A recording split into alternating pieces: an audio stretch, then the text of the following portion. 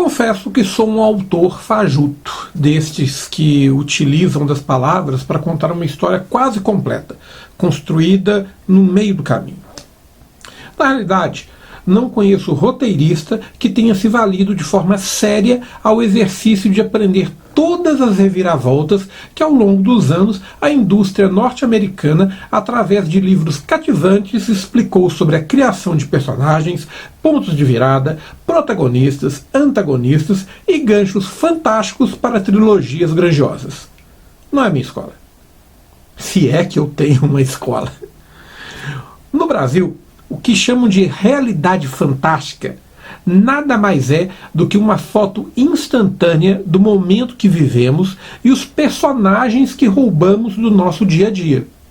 Aqui, na Terra das Alterosas, cercado pela terra de Veracruz, nossos personagens conversam, tomam pinga e comem torresmo. Aqui, os coadjuvantes somos nós.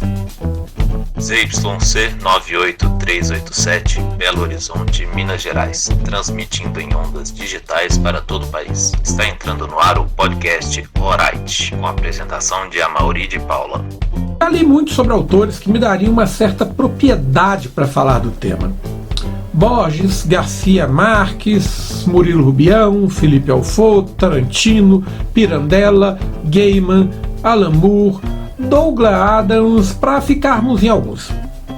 Mas o que eu herdei deles foi a certeza de que a escrita, seja ela para a prosa, a poesia, a dramaturgia ou os quadrinhos, são a soma tão inacreditável de coisas que seria difícil para mim, como escritor, não crer em algo sobrenatural. Esse sobrenatural, muitas vezes, é descrito como o famoso dom. Será? Já declarei muitas vezes que, por ter vindo de um país mestiço, tenho também uma fé mestiça, sem alvará apropriado para conseguir levantar templos, para poder arrecadar milhões em nome de algum pregador ou algum deus, né?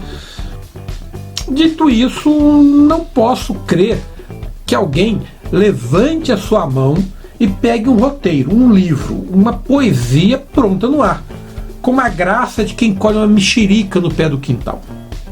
Estamos tão acostumados a sermos colonizados que a ideia para um roteiro não teria uma mexerica. Talvez uma maçã, uma fruta mais elegante, esteticamente correta. Também não utilizaríamos o termo mexerica, mas sim tangerina. É o que ocorre que a palavra colonizado parece até deslocada para muitas pessoas. Essas são as pessoas que passaram suas vidas inteiras assistindo filmes dublados, vindo principalmente dos Estados Unidos, acreditando que o nosso cinema tem muito palavrão.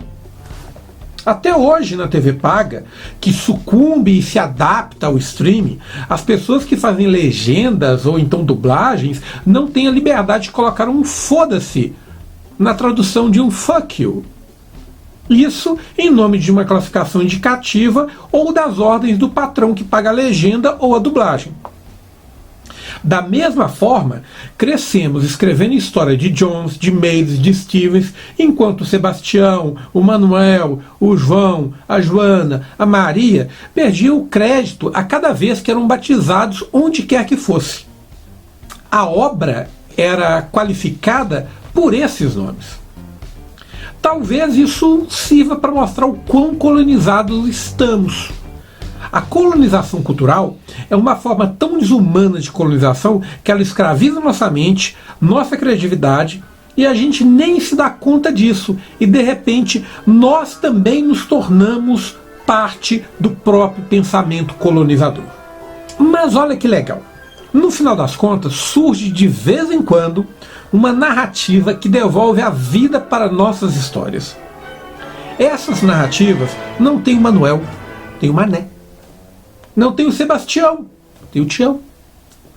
Parece óbvio, mas tem aquele personagem que se chama Gordo e hoje é dono de uma academia de fitness, mas que ganhou esse nome quando estava na 5ª série, e desde então ninguém se preocupou em saber o seu nome, nem ele mesmo.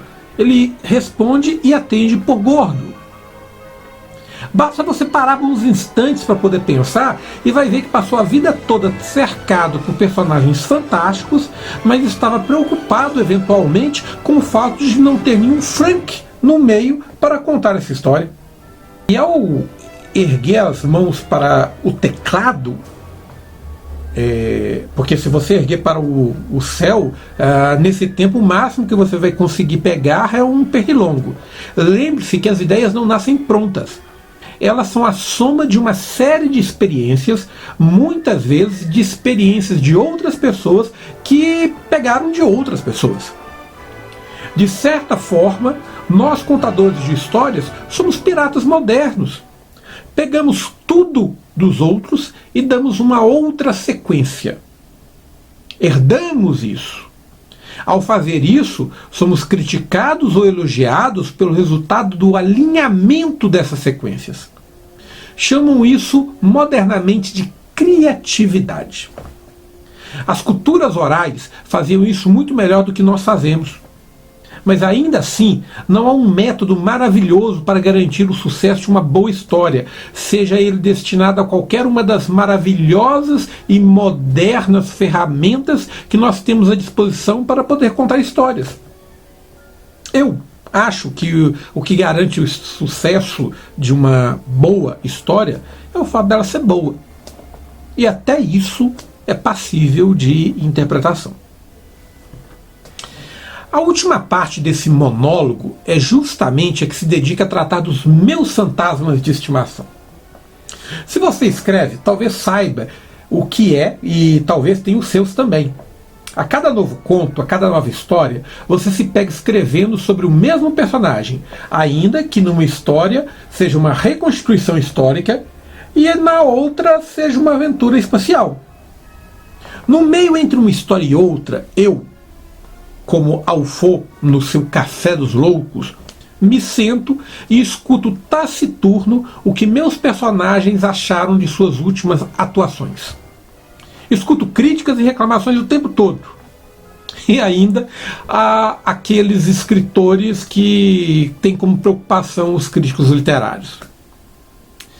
Já transformei drama em comédia, já coloquei voz em personagens mudos, já mudei de cenários tantas vezes que alguns personagens nem mais se empolgam quando vou tratar de um novo projeto. Se vocês acham que não é assim, lamento contar a vocês que no final das contas, o maior escritor inglês, que para alguns estudiosos é o centro do cânone literário ocidental, chamado William Shakespeare, ele nunca existiu. Ou então foram várias pessoas. Fraude? Nunca. Um personagem, neste caso ele seria um personagem, é eternizado tanto por ele quanto pelos seus personagens, assim como os meus fantasmas. Eles teimam em ser escritos ano após ano por um ator em cena, por um diretor por trás da câmera, por um roteirista de quadrinhos. Cultivem seus fantasmas. Eles vão acompanhá-los por toda a vida. E se o peso dela for muito grande, lembrem-se que eles são parte de tudo que você viveu e que viverá. E compete a você, ainda que tenha tido a opção de não ter filhos nessa terra, que ao adentrar ao milagre da criação literária, o maior sonho de qualquer escritor vivo é ser e se tornar um anônimo. Meu nome é Amaury de Paula, essa foi um devaneio literário. Até a próxima e não deixem de deixar o seu comentário sobre o que vocês acharam. Obrigado.